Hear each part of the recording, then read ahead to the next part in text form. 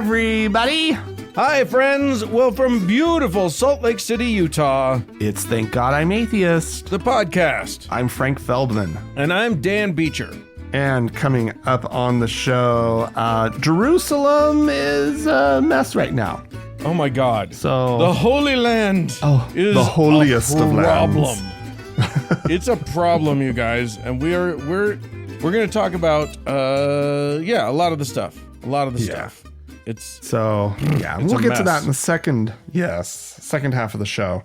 First, we have the first half of the show. Dan, did you know that? Yeah. The first half of the show is the best place to put that first half, I think. Yeah, it's everything in its place, Dan.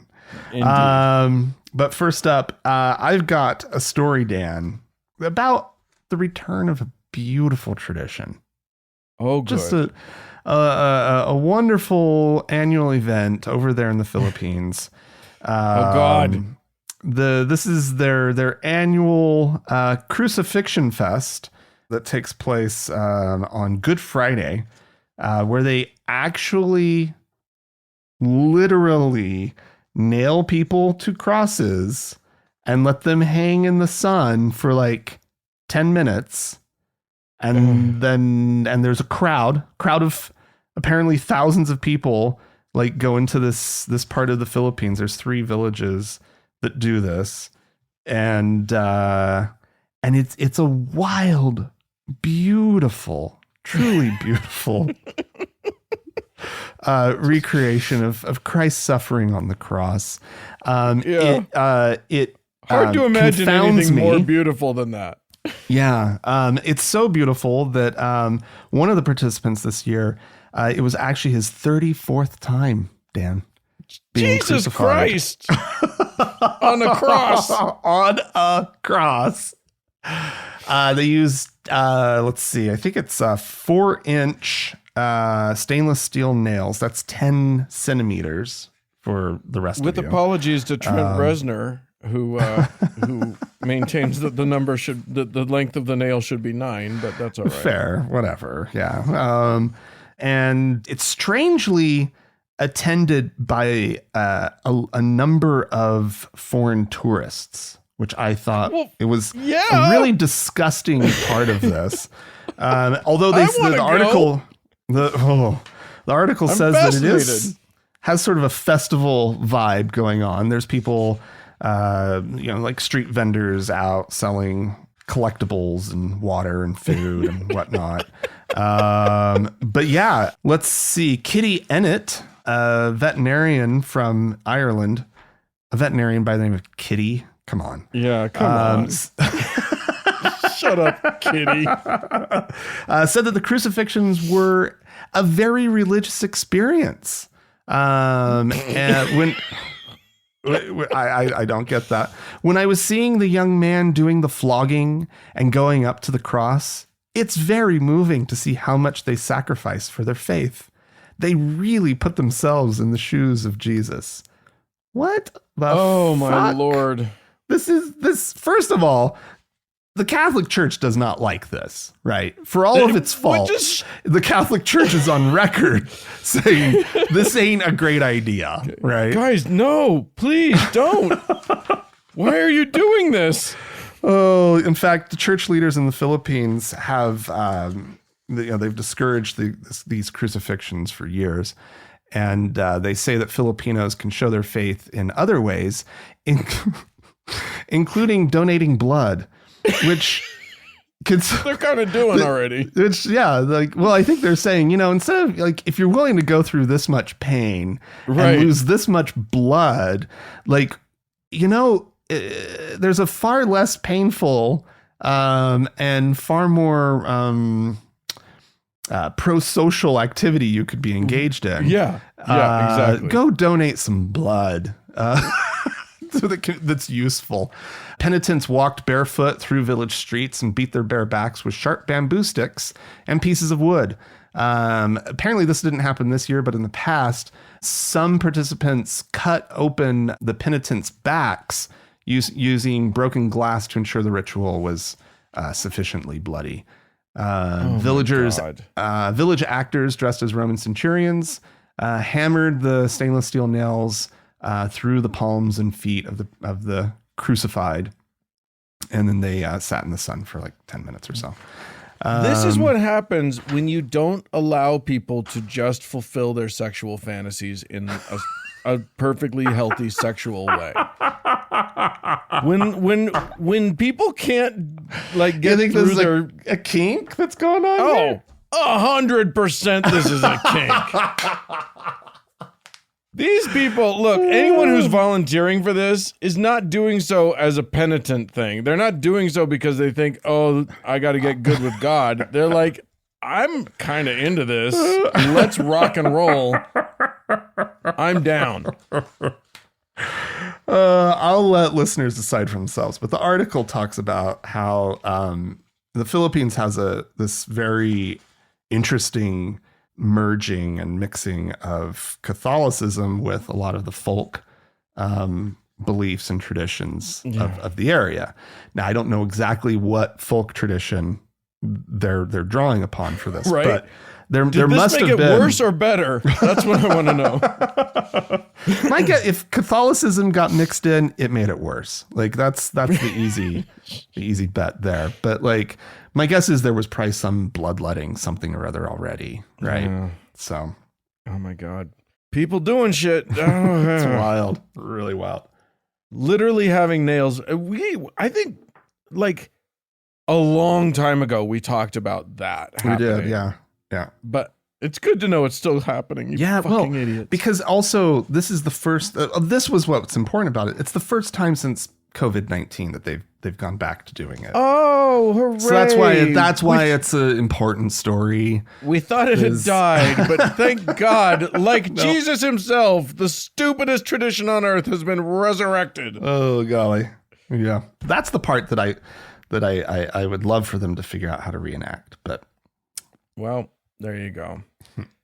Yeah, exactly. Kill them and see if they come back. All right. Well, I'm doing a story because it has come across my desk in the most annoying way possible, and I'm thinking that a whole bunch of you are going to have the same experience soon. If there's anyone in your life, or on your social media, whatever, that is a right-wing asshole, they're going to start screaming about this story if they haven't already. So I thought we'd get out in front of it. And that is that in Oregon, a Christian woman is suing because she's been denied the right to adopt a child. Now, that is true. That is happening. She is represented by lawyers from the right-wing Alliance Defending Freedom. Oh, thank God they're out there defending freedom. The freedom that they're trying to defend in this case is that of a woman who wants to adopt a child, but will not commit to honoring and keeping safe this child if they decide that they are LGBTQ in any way. Is that a requirement that? It is a requirement in Oregon. Wow. If you are going to adopt in Oregon, you must agree to, quote, respect, accept, and support the race, ethnicity, cultural identities, national origin, immigration status, sexual orientation, gender identity, gender expression, disabilities, spiritual beliefs, and socioeconomic status of a child. It's basically like you can't adopt a kid if you're going to make them feel like shit about who they are. Right. And that makes sense. Yeah, like, that's why great. would we allow you to raise a child if you can't commit to, like, you know, not putting them into what is frequently a suicidal death spiral? Right. Like any, biological parent is allowed to do. Right. Yeah, I know. There's a loophole that's problematic there. But yeah, I mean, Oregon as a state has determined correctly that it's not healthy for a child to grow up in an environment where their own identity is negated. Yeah. But of course, the right wing side of things, they are screaming because in their narrative, a woman is not being allowed to adopt because she's Christian. Right. Yeah. Right. So there you go. Which isn't exactly it. No. But but you could just say, that's right. Your religious beliefs make you an unfit parent. That is according to the state of Oregon. That is, and so this is going to be a hot button for a minute. Yeah. This is going to be, and of course they're not talking about the gay possibility. They're talking about the trans thing because trans people are the big problem of our society right now.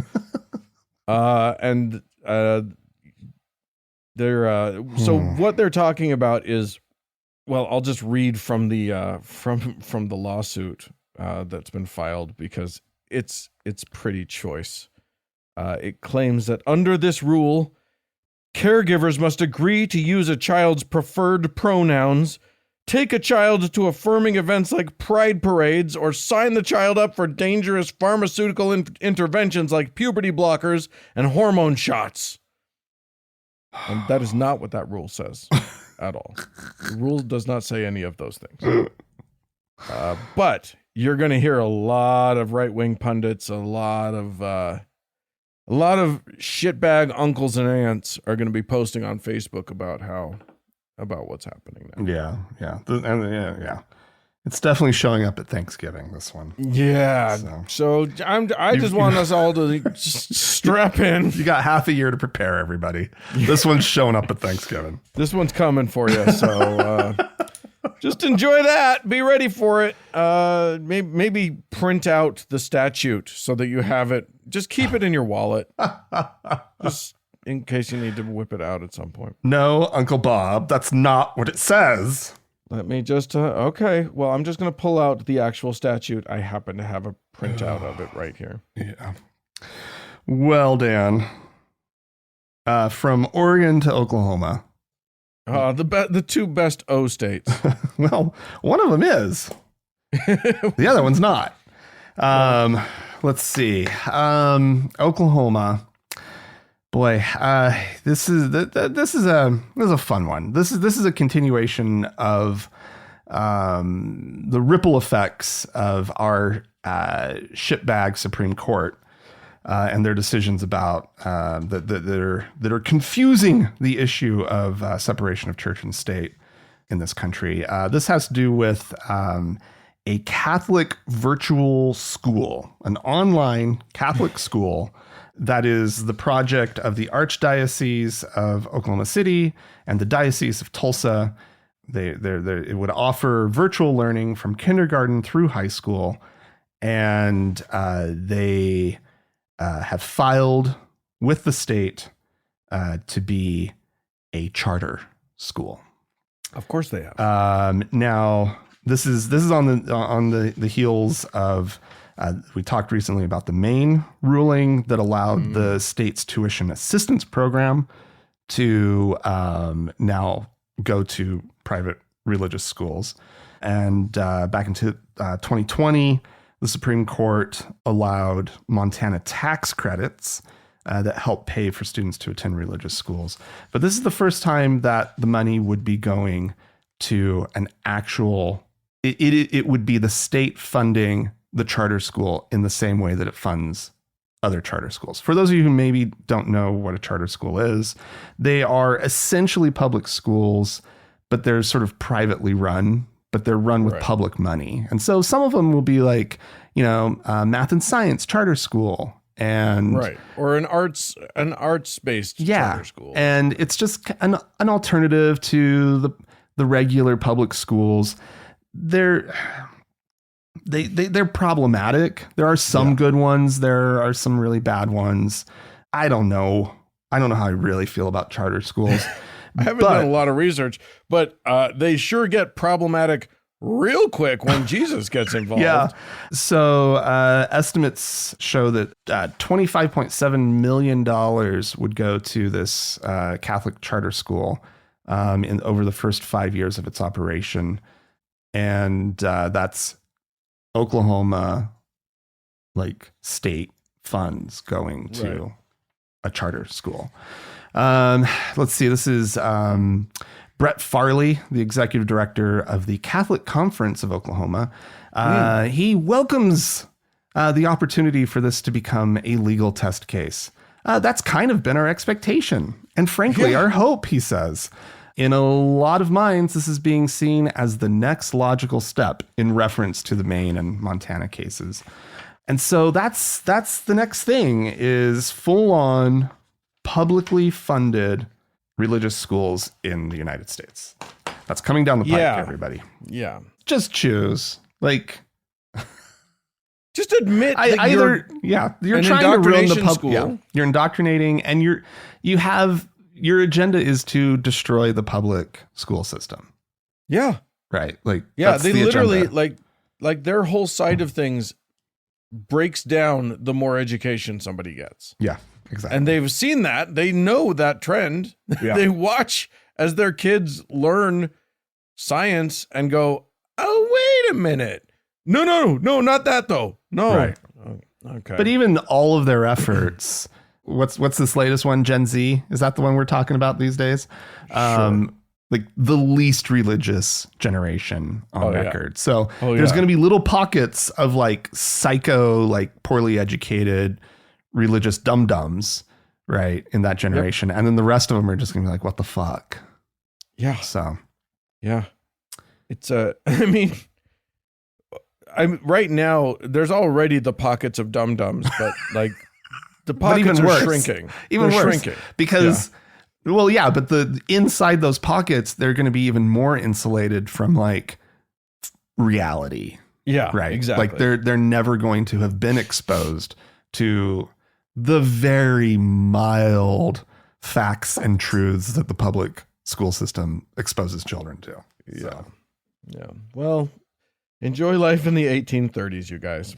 All right. I'm going to take us to Melbourne, Australia. Ooh. Where there's a story that is, look, we've heard this story 100 times. Someone in authority at a religious school is arrested for molesting children at that school. It is it's a tale as old as time. The twist here, actually, there are multiple twists here. And the reason that I tell this story is just because if you think you know how this story works, you might be surprised. Because normally we're talking about, some pastor or some principal of a Christian school or whatever. Well, no. This time I'm talking about the principal of a Jewish school in Australia. Okay. And she is now on trial.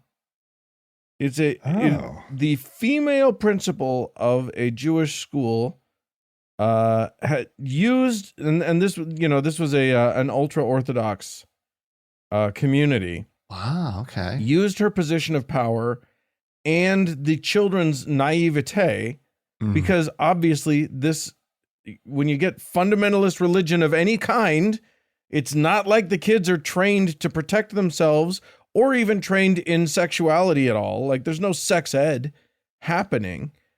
And so, these kids, they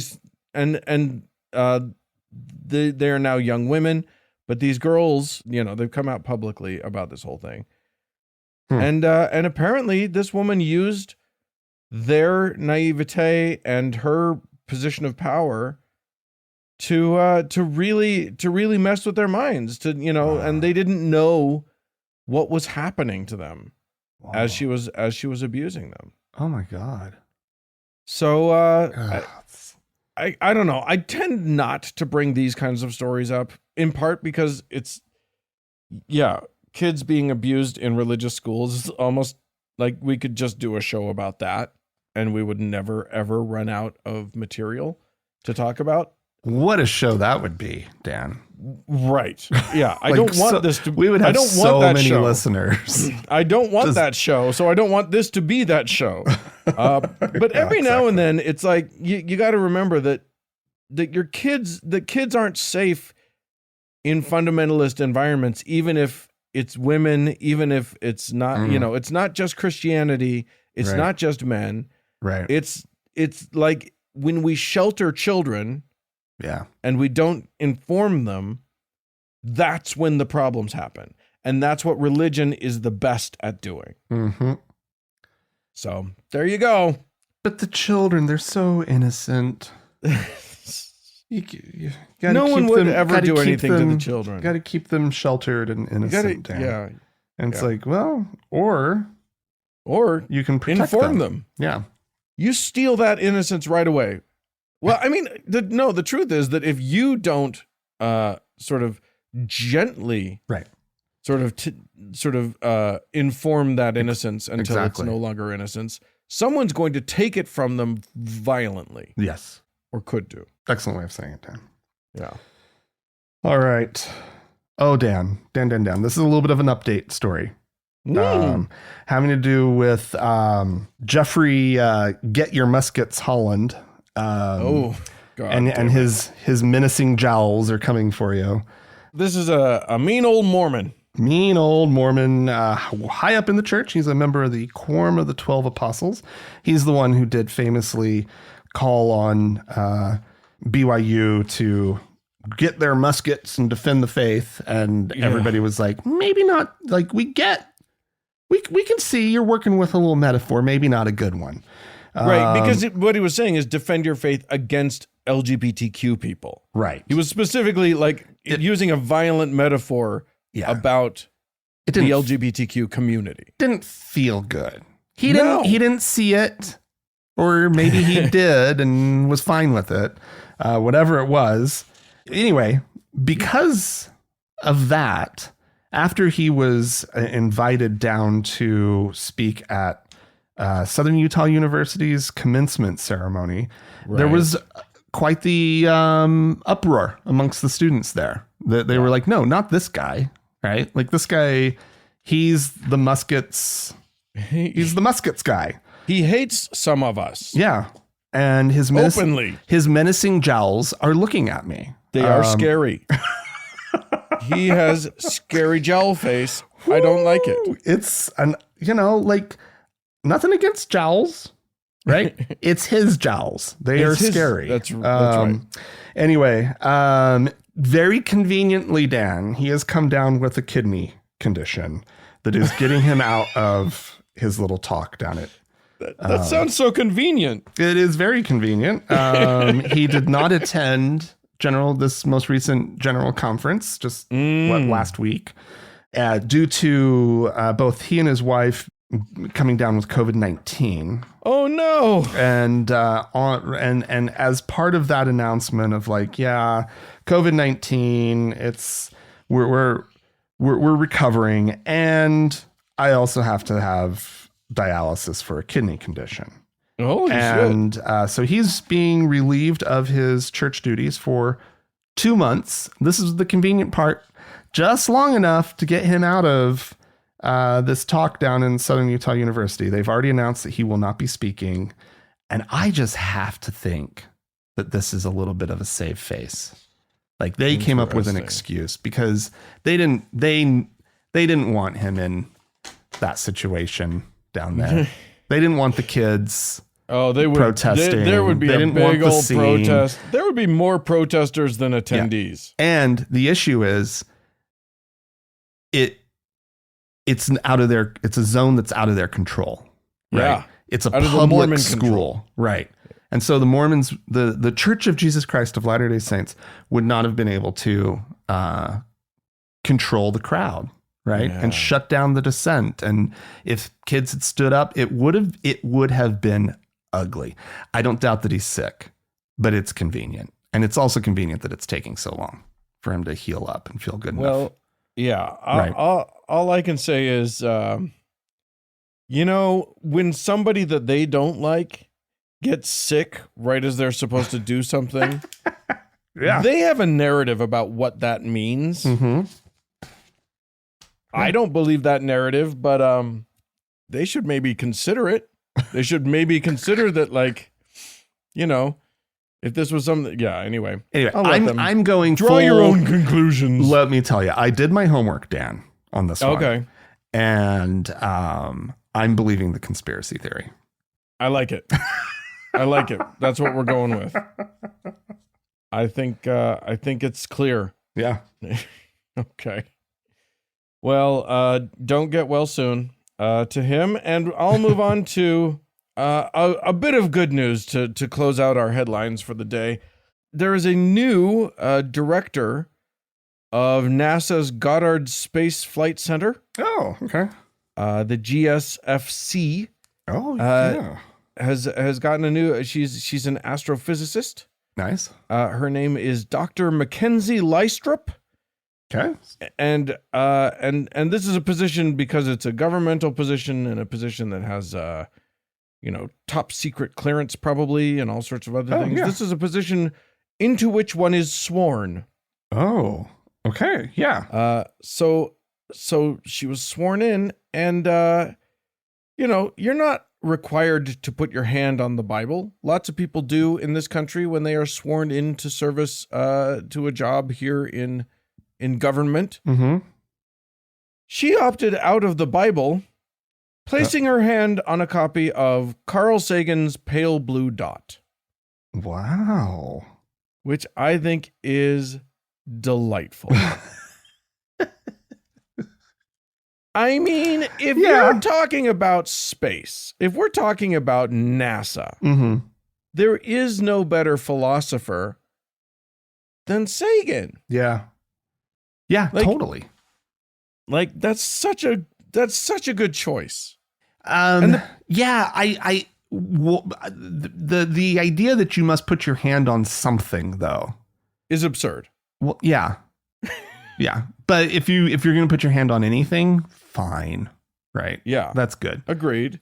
I don't think it's cool. I think it's dumb. Yeah. I think that the swearing in thing is quasi meaningless. And also, there's a whole thing about swearing versus affirming and all. There's a whole bunch of like, why are we bringing a religious concept into the thing? Just, you have to, there are laws. You don't even have to make somebody promise not to break the law. You can just make them sign a piece of paper that says, yes, I understand that I am legally bound to not tell any of these secrets, because you're either going to tell them or you ain't. Right. No putting your hand on any book is going to stop that. Well, I don't know, Dan. I don't know. Like, she's going to think twice now when the Russians or the Chinese try to get some secrets off of her because she put her hand on the pale blue dot. She's gonna be like, I would, but I made a promise to Carl Sagan. Oh, Carl, wherever you are, protect me.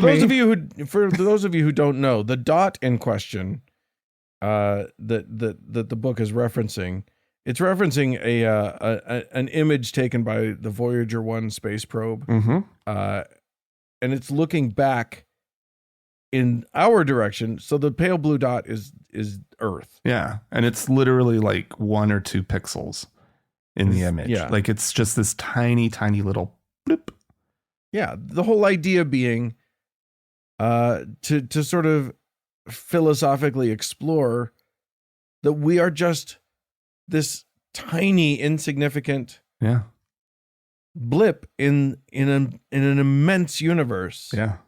And that, on that, he makes the point that on that tiny little dot, every human being that's ever lived has had all of, every tragedy that's occurred, every war, every triumph. Yeah. Every tear that a person has shed. Billions and billions of tears. And billions. Yeah. Every bit of joy and suffering has happened on that tiny little thing. Yeah. And we're stuck on it and you can't get off. Oh, Carl Sagan. Anyway, I thought that was fun. I am pleased that NASA, that at least one part of the U.S. government is being run by people who actually believe in science. That's nice. Well, I hope it's the people at NASA. Right? Like, all the places. I would like it to be elsewhere as well, but at least it's at NASA. Yeah. All right. Well, friends, if you would like to, swear in on a pale blue dot about anything to us, please feel free to do so. You can write to us, podcast at thankgodimatheist.com. Or call and leave us a voicemail message. We'd love to hear from you. The telephone number is 424-666-8442. Stick around. We've got more show coming up.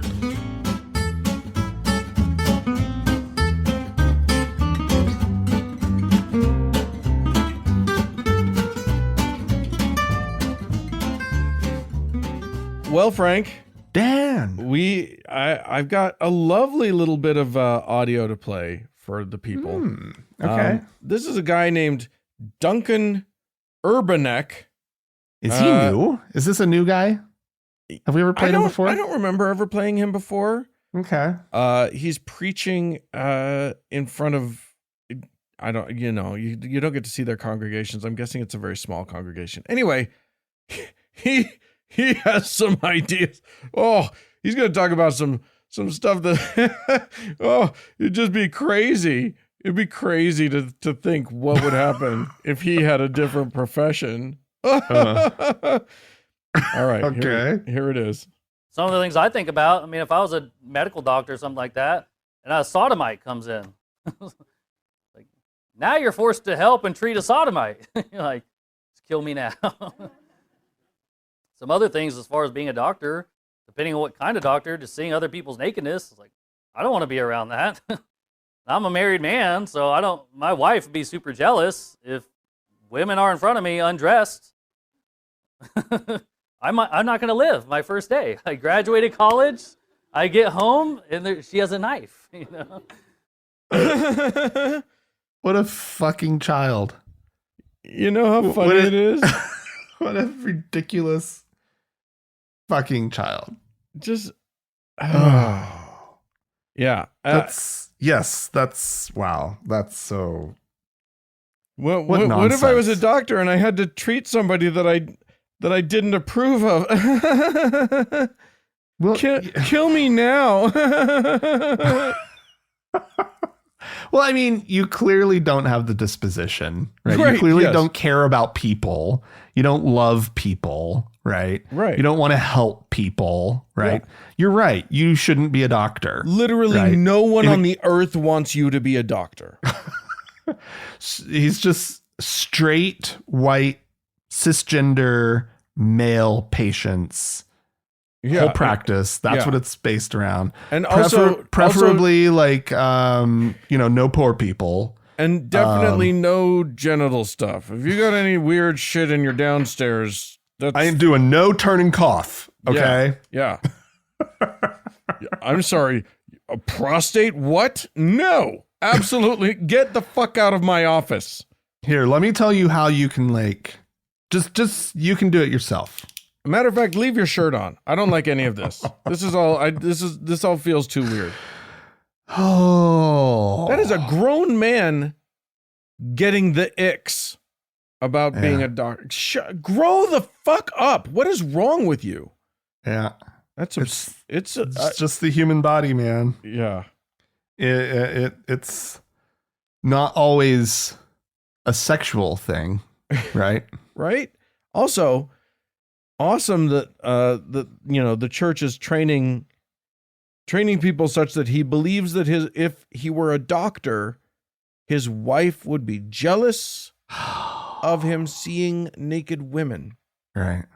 That just says a lot about everybody. Everyone in that situation, the maturity level, that's all it is. It's just it's just high maturity that I'm impressed by. This is me we're talking about. When I think you're immature, there's a problem. All right, fine. I'm going to move on to some good people. Those being them as wrote into us this week and called into us this week. Nice. We'll start with Trisha, who says, "Hey guys, I think you've missed a big point on the Mormons demanding their old buildings be knocked down." Okay. This is a story that you talked about last week when the Mormons, if they sell you one of their churches, you got to take it down. You can't just leave it up as a church. Yeah. Tricia says, having buildings that can be recognized as old Mormon buildings being reused as new things shows the fact that they don't have enough members to keep that building open. Multiple of those in different cities exposes their biggest fear, that they don't want getting out, that they're shrinking at a great rate. We all know how big they are on having ever-increasing numbers. Yeah. Knocking down the buildings is a way for them to wipe the impression that people are finding alternatives to their true God. And the rate it's happening means it's not just the elderly dying off. Yeah. It's a good point.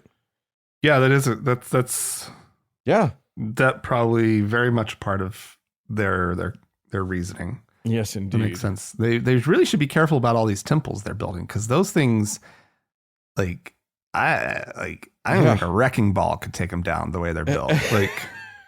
Those are made out of solid stone, and they are obviously would be former. I don't think a temple in the modern era has ever been decommissioned, but right. So that will be the day. I look forward to that day. Yeah. When they knock down a temple. When they start decommissioning temples. Because there's just nobody around. Yeah. I don't think they will. I'm going to turn one into a skate park. I'm going to make it happen. No, one of those trampoline things, right? You go in and like a bounce house. Big bounce house. Big temple bounce house. I like it. All right. Donna wrote into us and said, this is delightful, Donna. I don't know what possessed you to do this, but I love it. I asked ChatGPT, that's the AI platform for those of you who aren't familiar, if it could create a prayer in tongues. Oh, nice. Feel free. Yeah, Donna printed out the whole thing. I won't read the whole thing, but ChatGPT says, I can help you with a prayer using phrases inspired by glossolalia, or, quote, speaking in tongues. These phrases may not have a direct translation or meaning, but they are intended to express spiritual and emotional connection. Please note, this is a simulated experience and not an actual religious occurrence. That's bizarre. Okay. I love everything about this. And then it has literally paragraphs of Shamala Rostani Kevala Brahani Tamori Yosefi Laluma Rindala Shantori Vesuvi Kalisti. This is how I know it's not actual speaking in tongues, because it's too good. It's too good. There needs to just be more sha-la-la-la-la-la, bing, bing, boom. Right, because as soon as anybody goes into actual tongue speaking, it is just hamanana banana manana na la la la shawala kakaka. Literally, that one where the guy is just he keeps saying the same ma sound over and starts laughing halfway through, and then checks his phone in the middle of it. Anyway, yeah. ChatGPT is not perfect yet because it hasn't figured out that it's actually doing it. I think some of those are actual enough. I think some of those are actual words in other language. Like at one point it says Yeshua, which is a proposed actual name of Jesus sort of thing. Then it failed. I think it failed. I think this is not actually good. Yeah. Oh, there's the word Elohim in it. No. Yeah. But they do. Don't they every once in a while throw out probably a word like that, and then Hamalama Ding Dong after it? Yeah. I'm pretty sure. Right. I bet somebody's gotten a ding dong out accidentally.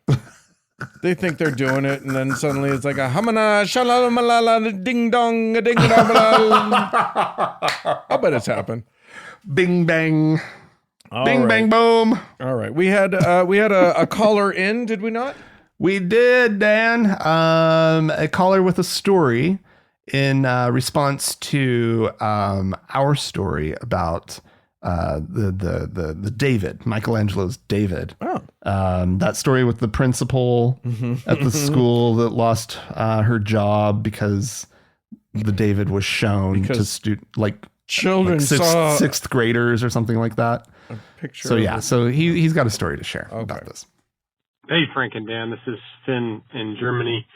I was just thinking about the Michelangelo's pee-pee story from last week, and it reminded me of something that happened to us, kind of, and there's a level of perversion in there, and I'm not quite sure what it is, but my daughter was going to a kindergarten, and the disciplinarian, or whatever you want to call her there, it was a Christian kindergarten, and we knew the head instructor, so, she was cool and all that, or we thought. But the disciplinarian was kind of weird. They made our daughter wear shorts under her skirt. And we lived in Arizona, southern Arizona at the time. And I went there and I said, what is going on with that? Well, it's so boys can't look up their skirts. And I looked at her and I said, that's perverted.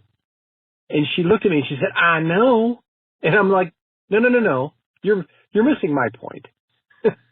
Making my daughter suffer at like 4 or 5 years old, so little boys can't look. The whole thought process that you would think of this is perverted, but it was totally lost on that group of people, and I don't know. It just kind of reminded me of this reverse perversion of their ideals. I don't know. I can't put my finger on it, but it is perverse and it's bizarre and it's, I don't know, just weird. So anyway, my 2 cents. Bye. Well, thanks, Finn. Yeah, thank you. There is a perversion there. The perversion is that these are adults projecting sexuality on children. Yeah. If a little boy or a little girl looks up a girl's skirt, looks up a person's skirt, it's fucking curiosity. Right. They're not having sexuality happen. And if it is, it's a child's sexuality. It's nothing like what we're experiencing as adults. Well, so yeah, there is a perverseness of ascribing that level of sexuality to a child. Yeah. And I would also just like to point out that why are you targeting the girls here? Right. Yeah. Like it's the behavior of the boys that you have a problem with. Right. Yeah. Like, why are you changing anything about what like how you're handling the girls? Yeah. What does this have to do with them? Yeah. It's a little girl in a skirt, whatever. Right. And the whole thing of like, I don't know if the skirt was compulsory or not, but like, right. But skirt and shorts, like that's absurd. Yeah, I just have all the kids in shorts if that's the problem. The way these adults think about children says so much about them and nothing about children. Yeah, no, totally. Yeah, it's gross. All right, well there you go. Madigan has written into us. And Madigan says, hi, Frank and Dan. Oh, no, sorry. Madigan said something different. Madigan said, hi, Dan and Frank. My brain doesn't know what to do with that. I don't know about that. That's not us. That's just not who we are. This is an email to 2 different people. Oh, maybe they misaddressed it. Anyway, this may happen around the United States more than I know about, but I had never seen it before. Bible Baptist Church in Simpsonville, South Carolina, has a fake Jesus tomb, and idiots in Roman soldier garb are guarding it around the clock for 3 days, straight, in celebration of the murder of Jesus. Oh my God. I'll bet you anything. Madigan doesn't say this, but I'll bet you anything that on Friday, some guy dressed as Jesus went in, and then when they opened the tomb on Sunday, there won't be any Jesus in there. It'll be this amazing magic trick where the quote unquote guards, let him out in the middle of the night or whatever. I mean, seriously, that's like some Copperfield like Statue of Liberty shit right there. Right. That or is it's actually almost straight out of Arrested Development. Right. With Job going into the into the tomb. It is Job levels of stupid. Oh, Madigan continues. I actually, before I go on with what Madigan said, I do want to mention that I saw somebody posted in the members only lounge on Facebook an image of a whole crucifixion scene, like with guys strung to crosses and shitty gladiator costumes wandering around and whatever on the side of the freeway in some state. It was just some highway bullshit. It was the most absurd thing. People are pulling off the highway to like take pictures and whatever. It cannot possibly Jesus. be faith promoting if like semi trucks keep as they go by. Like that is you are not approximating this event if that's what's happening. It was the weirdest, craziest shit. Anyway, yeah, they're doing weird shit all over. I mean, frankly, I just think I question their level of commitment considering what's happening in the Philippines. That's all I'm saying. If you want to recreate it, fucking recreate it. Yeah, get the blood and gore going on here. Yeah. Get some nails, and then I'll be impressed. Madigan continues. On another note, I recently put the atheist... I had to talk about this because I am shocked, Frank. Shocked. Anyway. Okay, all right. On another note, Madigan says, I recently put the atheist license plate on my vehicles. The plate says, quote, "In reason we trust," which is clearly a counterstatement to the, quote, "In God we trust" plate that is the default plate for the state. Yeah. I moved to South Carolina 5 years ago and finally mustered the courage to get the atheist plate. Fear that my vehicles would be vandalized was always my main concern, but then I came to the conclusion that the Christians are too stupid to even understand the plate, so I'm probably safe. They have "In Reason We Trust" available in South Carolina. That's bizarre. What the fuck? I want that. Yeah. Well, we could work on it here, Dan. Oh, that would require like work. But to be fair, Dan, I bet South Carolina also has one that says "Gone Fishing." So yeah. Okay. So, yeah. That is a concession I am willing to make. Great. I don't know. They probably also have one that's like, in the way that "In Reason We Trust" is coded language for fuck God. Mm-hmm. They probably have a couple that are coded language for like KKK or whatever. You know what I mean? Like, I mean, my mom drives around a car in Oklahoma that's got their coded anti-abortion one. Of course. And there's probably some nice anti-LGBTQ plus something. Yeah. I believe in straight marriage. Something. All right. Well, listen. That's not all from Madigan. Because Madigan is also this week's first donor to the program. Having given a one-time donation over on PayPal, and nice. And that this makes Madigan I'm gonna say a priest in our priesthood. So congratulations, Madigan. You get to put your grubby hands all over food that everybody else has to eat. Nice. So, yeah, that's true. But also like magic powers and whatnot. Ooh. So that's great. Do we have any other people with magic powers we need to talk about? We do indeed, Dan. We actually have a new deacon by the name of Tori. Welcome, Tori. Thank you so Yes. much. We appreciate you. So much priesthood power. So much power To bestow upon you. If you'd like to join any of these kind folk in the priesthood and in supporting the show, you can go to our website, thankgodimatheist.com, and click on the support tab. As always, Dan, we have our top donor to thank, our Lord and Savior, Germany. We're just going to change it every time. Thank you so much. More show coming up.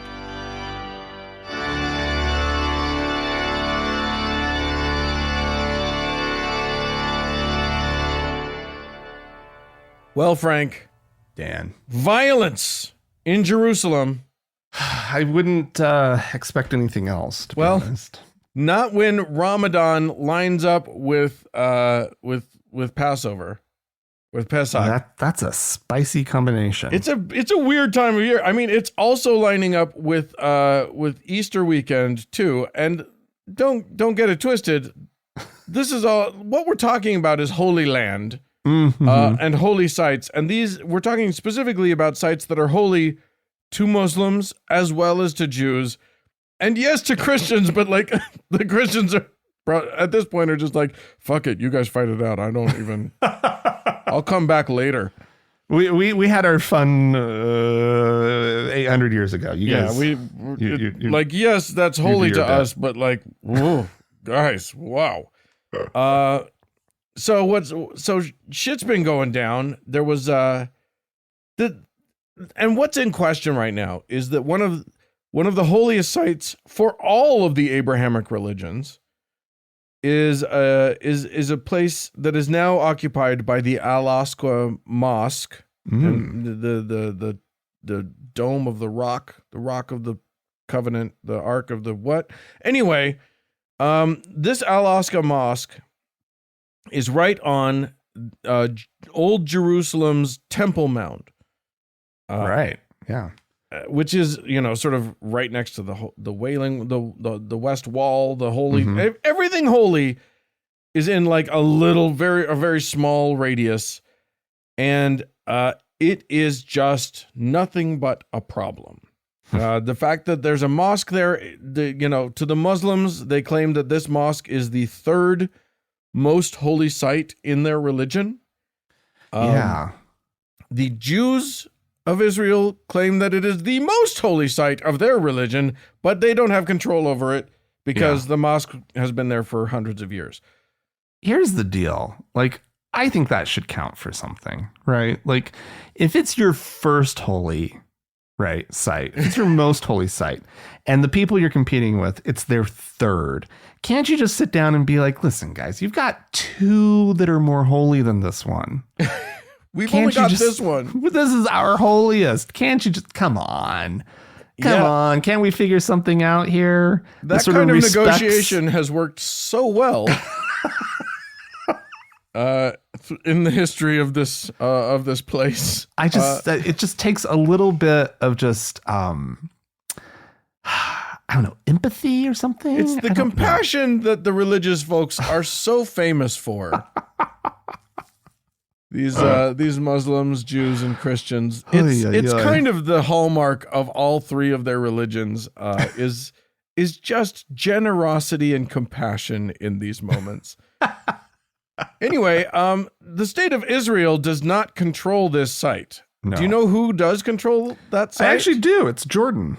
Jordan, the country, the next door neighbors. I don't know why they control it, but because because after so much fighting, there was a negotiated arrangement made in which the governing body, is controlled by Jordanians. And here's the thing. Everybody pushes the boundaries. There is a rule in place. It is there. It was agreed upon by all parties, and no one honors it. Every year, all the time, everybody's trying to push the boundaries. Just get a little bit more. Just get an inch over here and an inch over there, and fighting happens. So literally, like at this point, it started with. There's a tradition in Islam, apparently, and I'm going to get some of this wrong because there's centuries of tradition and holy shit in place that I don't have the background for. But my understanding is, this is as close as I'm getting to it. There's a tradition at Ramadan where the Muslims go into their mosque and they pray all night. Mm-hmm. And for some reason, that sounds fun, right? Doesn't that sound fun, everybody? Right. And at this mosque, non-Muslims are allowed to visit it, but they are not allowed to pray at it. But during Passover, the Jews want to go to this holy site, to be there. And then they maybe secretly pray, and then the Muslims start throwing shit at them, and the Muslims are there in the morning, and because they've been there all night. Anyway, everyone's always causing problems. And so the Israeli government decided that they were going to kick the Muslims out, not let them go overnight, not let them have their pajama party. At which point, so then the Muslims are furious, and now the Muslim, well, what would be called, what Israel would call terrorist groups, but what they would call freedom fighters, they're launching rockets from Lebanon. People spending the night has led to mortar fire, rocket fire, and then Israel retaliates and blows up some stuff. Anyway, sounds really holy over there. Yeah, exactly. Sounds like such a wonderful, peaceful, serene, holy place. In all of these events, you can really feel the presence of God, can't you? I think the takeaway is just look, these people might have beef with each other no matter what. It seems to be an area that people like to fight. I don't know. It just seems cultural at this point, or maybe it's that's dicey. or maybe it's about the temperature. Maybe it's weather related. It's a climate issue. Anyway, damn, I doubt that it's that. As Shakespeare put it, in these hot days is the mad blood stirring. Anyway, the actual point is that the sacredness of a place helps nothing. Right. There is nothing good that comes from saying this place is extra special to us. It's super extra meaningful to us. And I this is my personal theory. I'm putting it out there. Y'all can respond. I want to hear what you have to say about it. I don't think that it's healthy to attach. I'm going to go Buddhist a little bit here. To attach that level of meaning to anything. Because keep it symbolic. Let it be a symbol of something, but then let it go if it needs to. Because the truth of the matter is that it's always been a metaphor. It has always been a symbol. Not to these people, Dan. No, it is. It still is. It's still just a symbol of their religion, of their commitments to their God, or of their beliefs, or whatever. In a very technical way, I suppose, but no, there's literalness to this whole thing, right? That is where the temple was. This is where there's a meteorite in a dome, right? Yeah, that we think is holy. But came from Allah or something. I don't even know what it is, right? But it's the third most holy site. Yeah. So there's something there to them that is literally very special and significant about that place. You can't you can, because reason should prevail, right? Well, you're making a very reasonable argument. They're never going to. What they should do, they're never going to do. But my point is, and here's how I put the lie to the argument that you just made, which is that if, let's just say, it disappeared, if it blew up or whatever, and literally it was all gone, they wouldn't stop practicing their religion. They wouldn't be like, oh shit, we lost it. I guess religion's over. I guess there would be a battle about what gets rebuilt there. Right. But I'm just saying, let's take this particular thing out of it. Let's just go to Mecca and talk about their holiest site, the Islam's holiest site. if that were just gone. Gone in what way? I don't know. Let's say Chernobyl happened there. Let's say that it is now completely you can't go there without like 12 levels of hazmat or something. It turns out that the meteorite in the Kaaba was actually a bomb. Right. And it blows. A nuclear bomb from outer space. The Xenu and sent. it finally just blew up. Yeah. That. Yeah. It's, okay. So that happened. It's not like they would be like, oh shit, I guess our religion's over. What they would do is they would adapt. Yeah. And they would rebuild it. Right. I'm saying, even if they couldn't go back to that place, they would find they would just adapt. Oh, because this also caused a giant crater. Right. And at the bottom of the crater, they would build a mosque. I'm telling you, I'm saying it's nuclear zone. You can't go there. You can't. Yeah, there's a half-life. They would risk it, Dan. They would risk it. You're not letting me do my thing.